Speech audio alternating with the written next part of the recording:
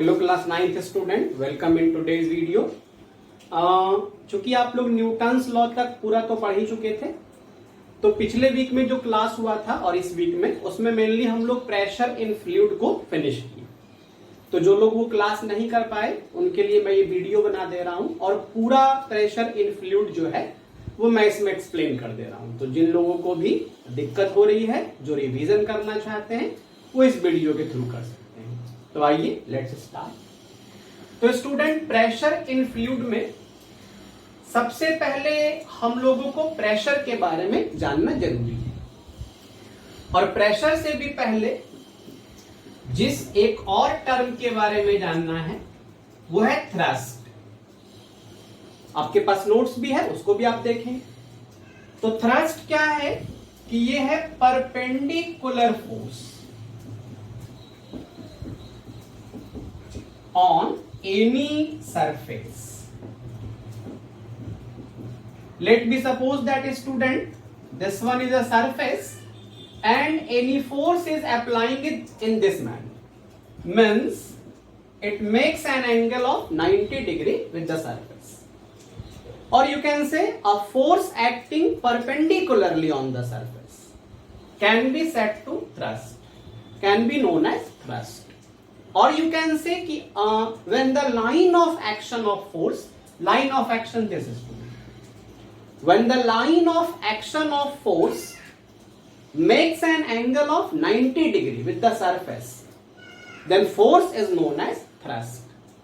तो ये क्लियर हो गया कि थ्रस्ट कोई नई चीज नहीं है, फोर्स ही है, लेकिन वो फोर्स जो सरफेस पे कैसे वर्क कर रहा है, perpendicular.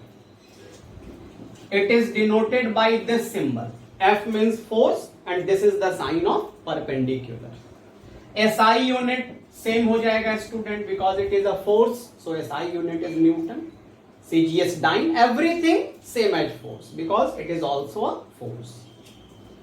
And when you have a correct information about thrust, then now you can discuss about pressure. Because the definition of pressure is thrust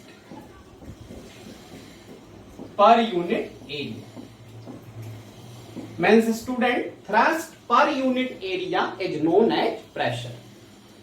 Thrust per unit area को हम लोग क्या कहते हैं, pressure. इसको मैथमेटिकली अगर आप लिखना चाहें, if you want to write it mathematically, you can write it in this form.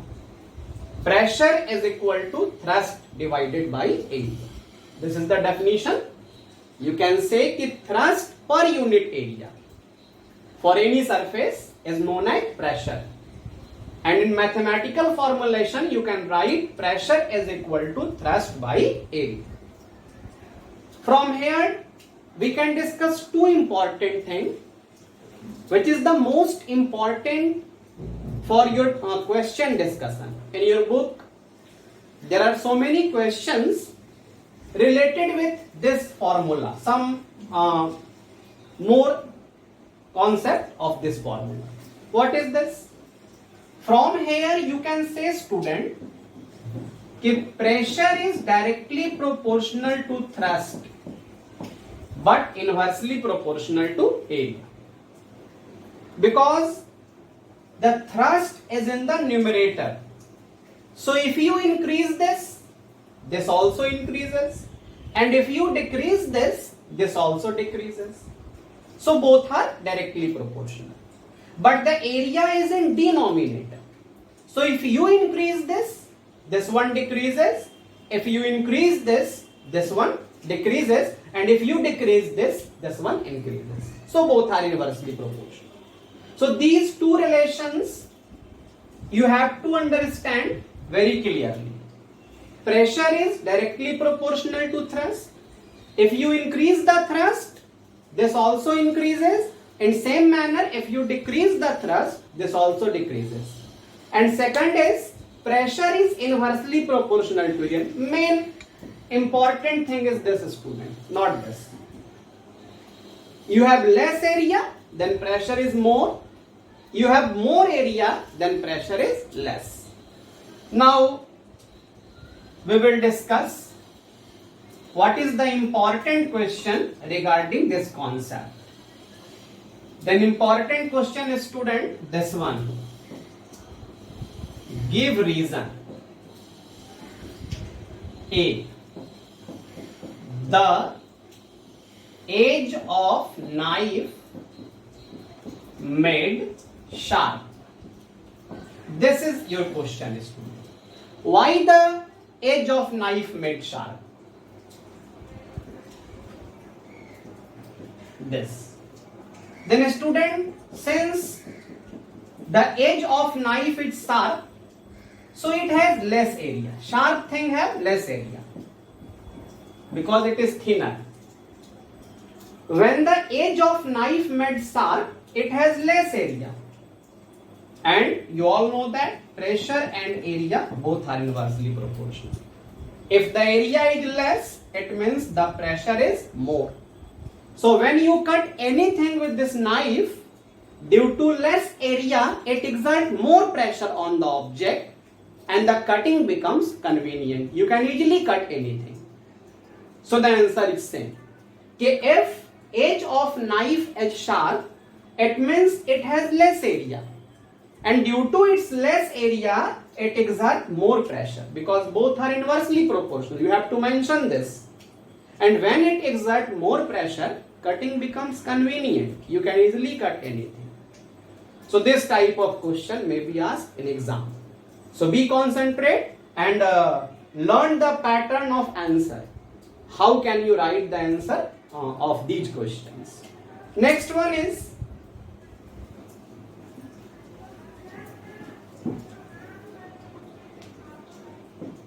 the strip of bags are broader.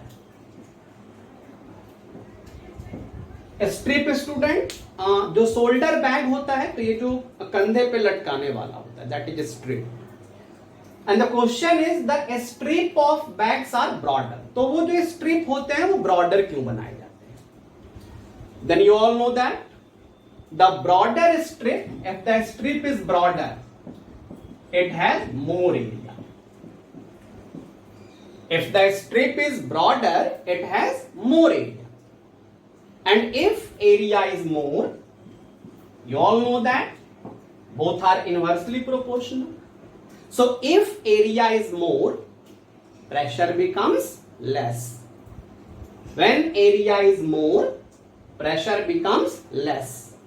And due to less pressure, it is easy to carry your bag. You can comfortably carry your bag without any inconvenience. That's why the strap made broader. So these type of question may be asked in your exam. And so many questions, many more questions also there is. So read your book also, learn all the questions. And if you have any problem, you can ask. Another one is camels move in desert very easily. Why? Then student, the feet of camels are paddy in nature. गद्देदार होते हैं. अब होता क्या है कि when they put their feet in the sand, then area becomes broader. Area becomes more. And if the area becomes more, pressure becomes less. So the feet of camels does not go more inside the sand. बालू में वो धंसता नहीं है बहुत ज्यादा. अब बालू में धंसेगा नहीं तो वो आराम से अपने पैर को निकाल देगा. और हम लोग में क्या प्रॉब्लम है कि हम लोग रेत पे जैसे ही अपने पैर को रखेंगे, एरिया कम है, ज्यादा प्रेशर होगा और पैर बालू में धंस जाता है, तो निकालने में टाइम लग जाता है हम लोग को. तो हम लोग धीरे धीरे चलते हैं, जबकि कैमल्स जो है वो फास्टर मूव करते हैं.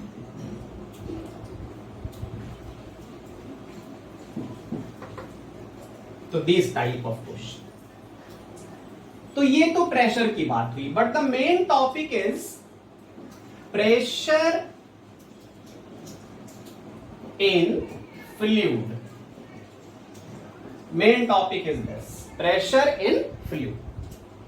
हम लोग को ये पढ़ना है। प्रेशर तो हम लोग इसलिए पढ़े क्योंकि टॉपिक था pressure in fluid.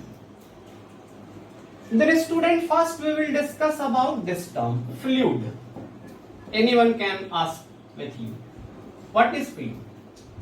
So you can say कि liquid and gas both, any liquid and any gas both combinedly known as fluid.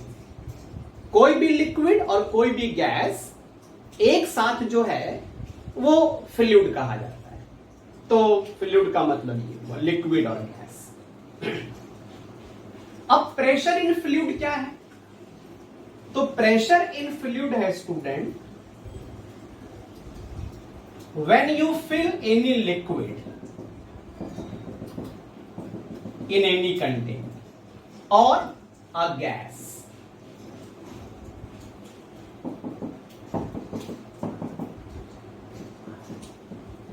liquid gas, then you all know that if you kept a block on any surface, then due to its weight, क्योंकि हर block का एक अपना wait होता है, then due to its weight it apply thrust on the surface and pressure is created. So if anyone ask a question कि why solid exert pressure on any surface, तो बताना है due to its weight. Weight के कारण वो surface पे force लगाता है और फोर्स आया तो प्रेशर। नेक्स्ट क्वेश्चन इज कि what happens when liquid filled in any container. Same thing है, liquid also have some weight, so due to its weight it exert a pressure on the bottom. Same thing, same like solid. What happens when liquid is filled in any container? Then liquid also have some weight. अगर यहां से कोई whole कर दिया जाए या हम एक गिलास पानी गिरा दें तो वो कहां गिरेगा? नीचे की तरफ गिरेगा। अर्थ उसको अपनी तरफ अट्रैक्ट कर रही है, अच्छा वेट है इसके पास, तो due to its weight it also exert a pressure on its bottom. But the main question is कि in this container, is the pressure only applied in bottom or also on the walls of container? Then your answer is कि no, not only bottom, also the walls of container.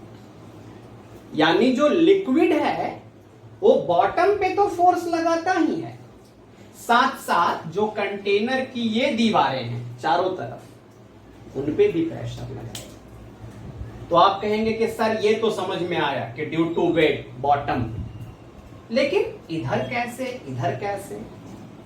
तो आप जानते हैं student कि liquid molecules में kinetic energy थोड़ी ज्यादा होती है, इसमें फ्लूइडिटी का नेचर होता है, ये बह सकता है। तो due to its nature of fluidity it can exert pressure on the walls of container. So you can say कि liquid exert pressure on bottom due to its weight and due to its fluidity nature, since the kinetic energy is much more in the liquid molecules, so it also exert the pressure on the walls of container. So what is the total conclusion? कि when a liquid filled in any container, it exert pressure at bottom as well as on the walls of container. After that, student, what happens when a gas is filled in the container?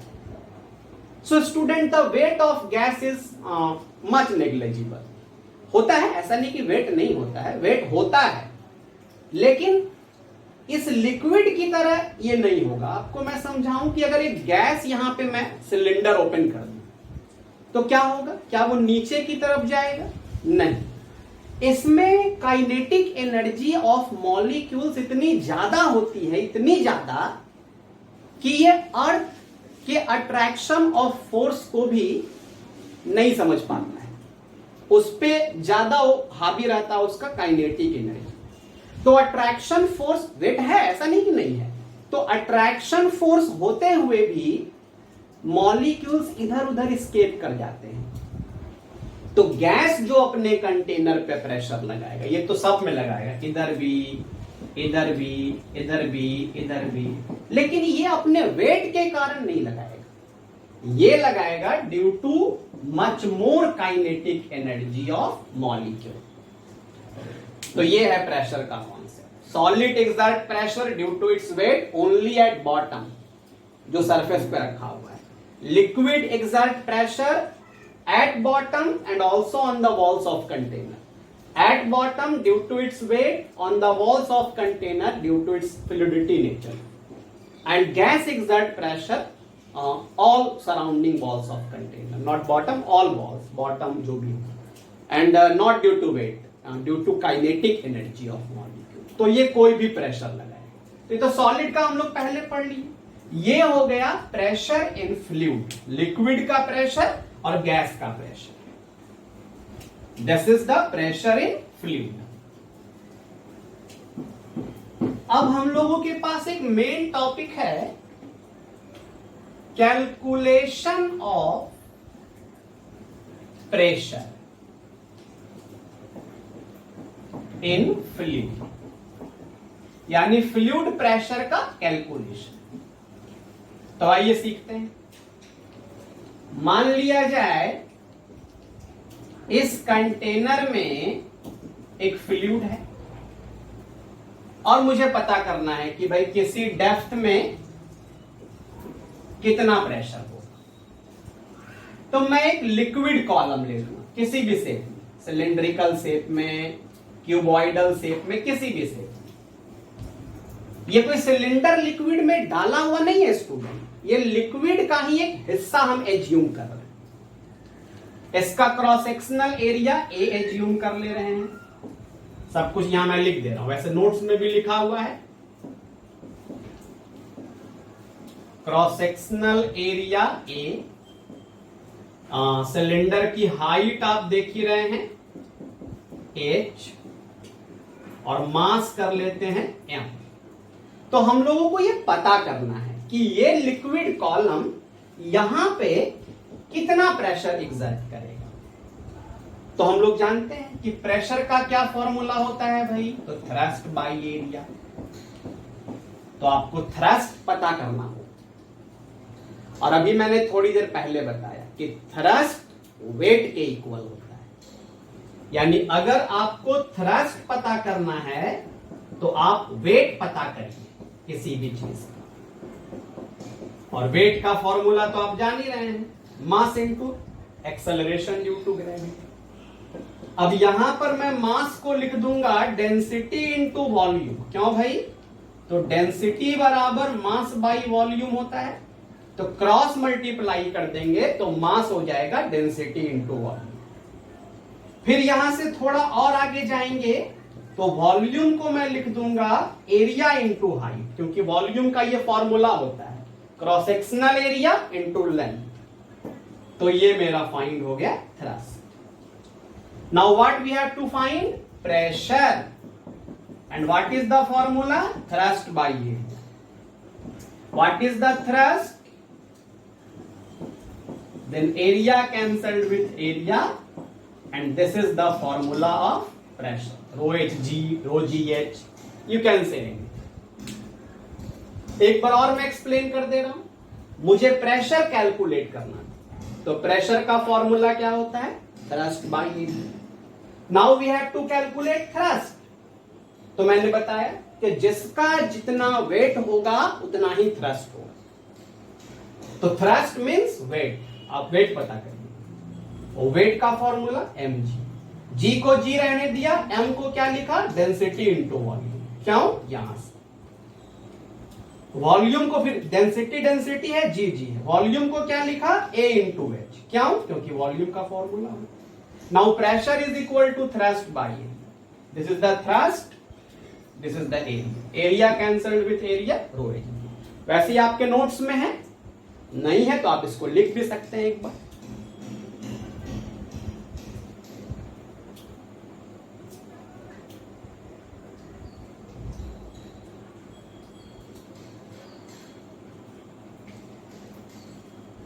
Yes student, अब इसके आगे थोड़ा हम लोग बढ़ते हैं।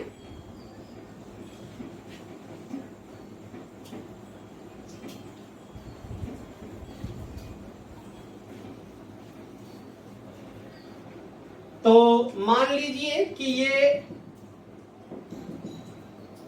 C है और मुझे यहां पे प्रेशर बताना है, तब तो मैं यही बताऊंगा रो GH या रो HG। लेकिन कभी कभी आपसे पूछेगा टोटल प्रेशर बताइए, ये लिक्विड प्रेशर है सिर्फ, what is the total pressure ये बताइए आप। तो टोटल प्रेशर आप बताएंगे P0 प्लस रो GH। अब सोचेंगे कि सर ये P0 कहां से आ गया, तो आप जानते हैं कि जो भी चीज अर्थ पे है ये है, तो इसके ऊपर तो फिर एयर है और हर चीज के ऊपर एयर है, तो लिक्विड की वजह से इस पॉइंट पे तो इतना प्रेशर है रो GH, लेकिन चूंकि हर चीज के ऊपर एयर है तो एयर का भी प्रेशर होगा, एयर भी फ्लूइड है। तो लिक्विड प्रेशर निकालने के बाद अगर टोटल प्रेशर पूछता है तो आपको एयर प्रेशर ऐड करना होगा, तो this one is air pressure. और सिर्फ लिक्विड प्रेशर पूछे तो यही रहने देंगे। And what is the value of P0? Then 1.013 into 10 to the power 5 Pascal, or you can write only 10 to the power 5 Pascal because this is the negligible term, so you can write in this form.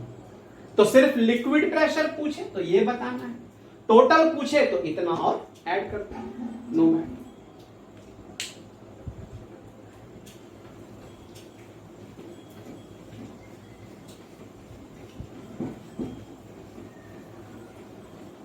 अब हम लोग थोड़ा आगे बढ़ते हैं। तो एक जो टॉपिक है कि factor affecting to the pressure in fluid. तो अभी अभी आपने देखा कि हमने क्या फॉर्मूला ऑब्टेन किया, P is equal to rho GH। तो आप देख रहे हैं कि first factor is density and clearly it is shown that कि pressure is directly proportional to density. Why? If you increase this pressure also increases and decrease then pressure decrease. Second is depth, height from free surface. ये container है तो यहां से liquid का depth क्या है, तो जितना ज्यादा डेप्थ होगा उतना ज्यादा प्रेशर, कम डेप्थ में आप हैं तो कम pressure. And third one is acceleration due to gravity. तो इसका भी directly, if acceleration due to gravity increases pressure increases, and if acceleration due to gravity decreases pressure decreases.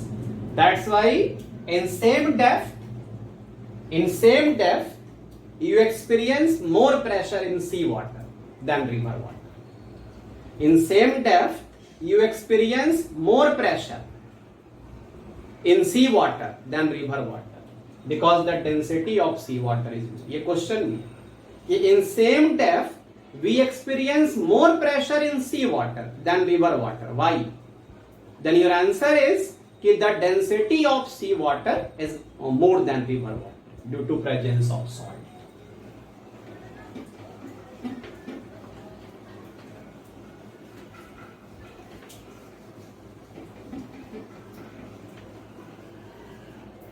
Next one is some consequences.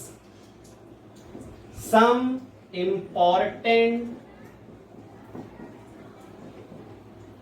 consequences. Liquid pressure से related कुछ important consequences हैं आपके book में भी और क्वेश्चन भी है important, एक एक करके मैं एक्सप्लेन कर दे रहा हूं। First, why diverse wear a special type of suit when they go deep inside the sea. Diverse जो है वो स्पेशल टाइप ऑफ सूट क्यों पहनते हैं? जब वो डीप सी में उनको जाना होता है। ये बहुत आप देखेंगे एकदम हेवी सूट पहने हुए होते हैं। तो अभी हम लोगों ने कहा कि inside the sea water liquid pressure is much more. आप एकदम सी बेड में चले जाएंगे तो काफी ज्यादा डेप्थ में चले गए, and when you go in more depth liquid pressure becomes more, and such a ट्रेमेंडस pressure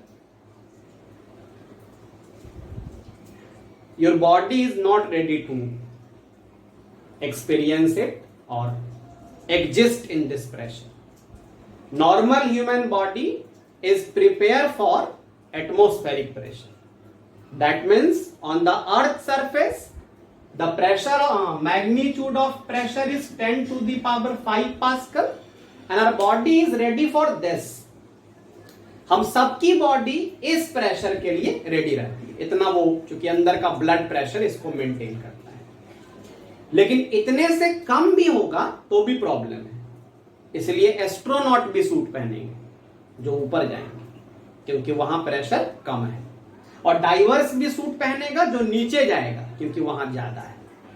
तो ना हम कम में एग्जिस्ट कर सकते हैं और ना ज्यादा में एग्जिस्ट कर सकते हैं। Then in both cases, to maintain a normal pressure as our body feel comfort, both astronauts and sea divers wear a special type of suit. तो शायद आपको समझ में आ गया। At high altitude, pressure is less, and in seabed, the liquid pressure is much more. So in both cases, to maintain normal pressure, the person wear a special type of suit. वो special type of suit पहनते हैं। Next one is the bottom part of the dam made broader. जो dam होता है student, उसका construction ऐसा होता है, डैम का जो वो खंबा वगैरह वो और भी पूरा। तो बॉटम यहां देखेंगे आप, जैसे जैसे बॉटम जाएंगे ये ज्यादा ब्रॉडर है, वाई। तो फिर वही बात है, when you go in more depth pressure becomes more. यहां कम प्रेशर होगा, यहां थोड़ा ज्यादा, और यहां सबसे ज्यादा होगा, because liquid pressure increases with depth. अब इतने ज्यादा प्रेशर पे आपका डैम सेफ रहे, इसीलिए बॉटम पार्ट एकदम ब्रॉडर मजबूत बनाया जाता है। To withstand in a such tremendous pressure, the bottom part of a dam is made broad. इसलिए जो बॉटम पार्ट है वो ब्रॉड बनाया जाता है। और ऐसे कई सारे कंसिक्वेंसेस हैं आपके बुक में, तो आप उसको पढ़िए और जो नहीं समझ में आए वो हमें बताइए। Now the last one is आज की क्लास के लिए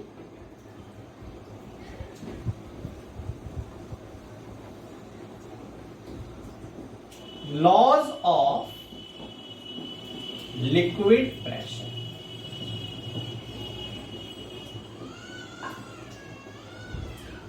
First, 5 important laws in your book.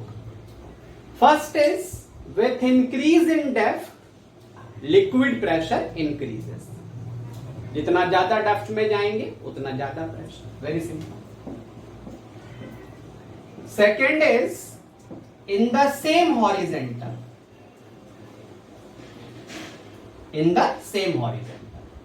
pressure is same at all point. जाहिर सी बात, एक हॉरिजेंटल में प्रेशर सेम होना ही चाहिए। Third is, in the surroundings of liquid in all directions, pressure is also same. यानी ये इधर जितना प्रेशर लगाएगा इधर भी उतना ही लगाएगा, इधर भी उतना ही लगाएगा, इधर भी उतना, इधर हर जगह। एक लिक्विड मॉलिक्यूल अपने चारों तरफ सेम प्रेशर एक्सर्ट करता है। Fourth one is, in same depth the pressure may vary if density vary. सही बात है, डेप्थ सेम है फिर भी ये डेंसिटी ज्यादा है तो यहां ज्यादा प्रेशर होगा। And fifth one is liquid seeks its own level. इसको समझना है, इसको बहुत कम लोग समझ पाते हैं। ये liquid seeks its own level का मतलब क्या? तो मान लीजिए आपने बहुत सारे शेप में कंटेनर बनाए,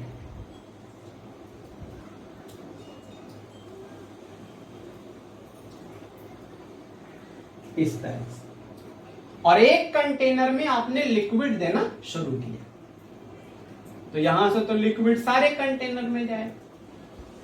आप जितना भी लिक्विड देंगे कम ज्यादा वो सारे कंटेनर में जाएगा और सारे का जो लेवल होगा वो सेम होगा। जितना भी आप लिक्विड देंगे वो सारे कंटेनर में जाएगा और सब का जो लेवल है वो सेम। तो इसको कहते हैं liquid seeks its own level. तो these are the 5 important laws of liquid pressure and we are finishing the class here. In next class we will study about Pascal's law and application of Pascal's law. In next part your pressure in fluid is finished. So student see this video, learn everything. और मैं ये कहना चाहूंगा कि online class के बाद भी आपको आपके लिए वीडियो बनाया जा रहा है तो we are very serious about this. लेकिन आपको भी सीरियस होना पड़ेगा क्योंकि ये सब करने में हमें मेहनत करनी होती है। ऐसा नहीं कि ये एकदम तुरंत ऐसे बन जाता है, बहुत सारे एसेट्स लगाने पड़ते हैं। तो आप लोग सीरियस होइए, इस चीज को पढ़िए अच्छे से और जो भी नहीं समझ में आता है आप व्हाट्सएप के थ्रू पूछिए, कोई दिक्कत नहीं। So thank you student, have a nice day.